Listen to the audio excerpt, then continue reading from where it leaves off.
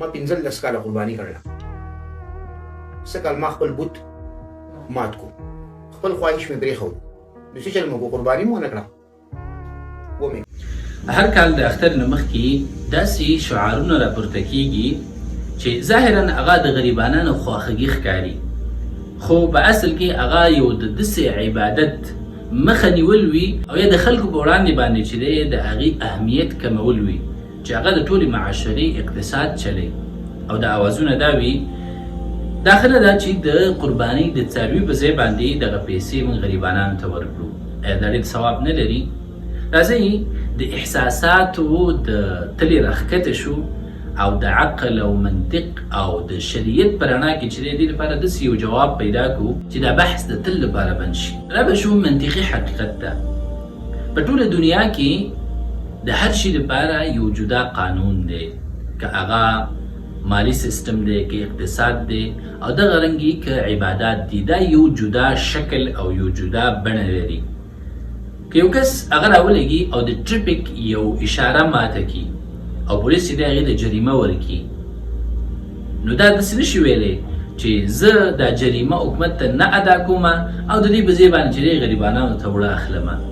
نو آیا دا خبره به ورسره حکومت ومني؟ بالکل نه. ځکه قانون دا وایي چې جریمه ادا کول دا ځان له یو قانون دی او صداقه چې دی دا جلا شی دی. دغه رنګې کټ مټ په اسلام کې د هر شي لپاره یو جدا شکل موجود دی. زکات چې دی هغه جدا دی، صدقه هغه جدا ده، مونځ هغه جدا دی، او دغه رنګې د اختر په ورځو کې وینه تویول او قرباني کول چې دی دا یو جدا عمل دی. نو ته د خپل ذوق د وجې د یو عبادت په ځای باندې چې دی بل عبادت هغه نشي کولی، او دا عبادات چې دی دا توقیفي دي، دا په خواهش باندې بنا نه دي چې هر یو انسان رالګي او د خپل خواهش مطابق چې دی عبادتونو لپاره نور بدیل ګوري. نه، دا نشته دی، بلکې عبادت دا د الله رب العالمین د طرفه رالېږلی شوی په یو خاص شکل باندې په یو خاص وخت کې د هر عبادت چې دی یو جدا بڼه موجوده ده، او هغه چې دی موږ ته رسول الله صلی الله علیه وسلم تشریح کړي دي. نو انسان داسې نشي کولی چې هغوی ما باندې سهار مونځ هغه ډېر زیات دروند دی او د دې په ځای به چې دی زه یو غریب ته صدقه ورکوم، سهار چای به ورکوم، بل به وایي چې نه د ماخوستن مونځ چې دی ما باندې ډېر زیات دروند دی او زه دا نشم کولی، د دې په وجه باندې به یو څه ځله استغفار ویمه. دا هم عبادت دی، دا هم عبادت دی. داسې نه ده.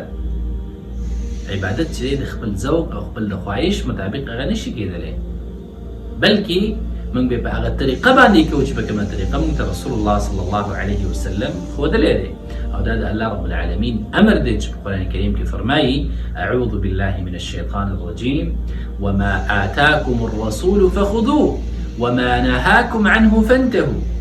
هغه چې تاسو ته ستاسو نبي درکوي په کومه طریقه چې تاسو ته اوامر کوي، دین درښایي، شرحه کوي، په هغه طریقه باندې چې دی تاسو لاړ شئ او د خپل نبي نه چې دی دین واخلئ. وما نهاکم عنه فانتهوا، او د کومو کارونه چې تاسو منع کوي د هغې نه منع شئ. دا د رب العالمین حکم دی. را به شو دویم حقیقت ته، قربان چې دا یوازې دا عبادت نه دی، بلکې دا د غریبانانو سره مرسته ده. د قربانۍ څاروی چې دی هغه ټول مالک نه خوري، بلکې هغه درې برخې کېږي.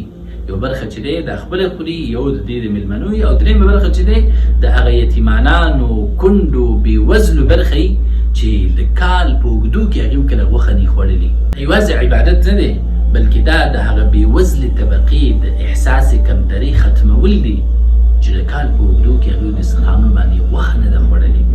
نو که چېرته ته راولګي او د دې په ځای باندې بل عبادت شروع کړي، نو دغه خلک به چې دی ټول کال کې غوښه ونه خوري، او دغه احساس د کمترۍ چې دی دا به همیشه محسوس کړي چې همیشه ستاسو دسترخوانونو ته د دوی سترګې وي او د هغوی دسترخوانونه چې دی خالي وي. نو په دې سره چې دی غربت نه ختمیږي، بلکې دې سره غربت نور هم ډېرېږي.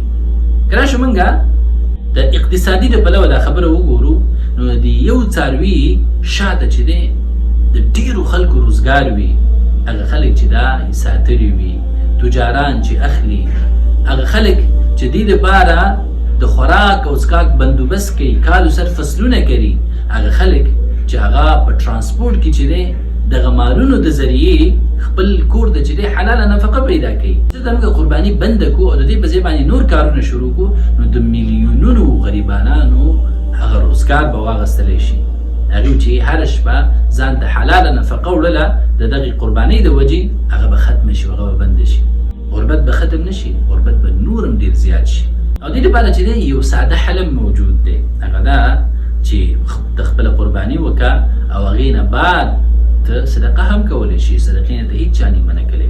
خو د افسوس خبره دا ده چې دا ټولې خبرې مونږ ته هغه وخت نه یادېږي کله چې مونږ تر ټولو لوی ماډل موبایل اخلو، آیفون 16 17 پرو میکس اخلو، مونږ ورلډ ټور کوو، لندن ته ځو، دوبۍ ته ځو، فضل خرچینې کوو، پارټینې کوو، ښه لباس اغوندو. هغه وخت کې مونږ ته د غریب فکر نه وي.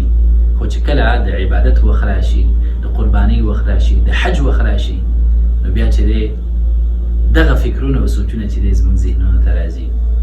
نو دا د غریبانانو سره خواخوږي نه ده، بلکې دا سر منافقت دی.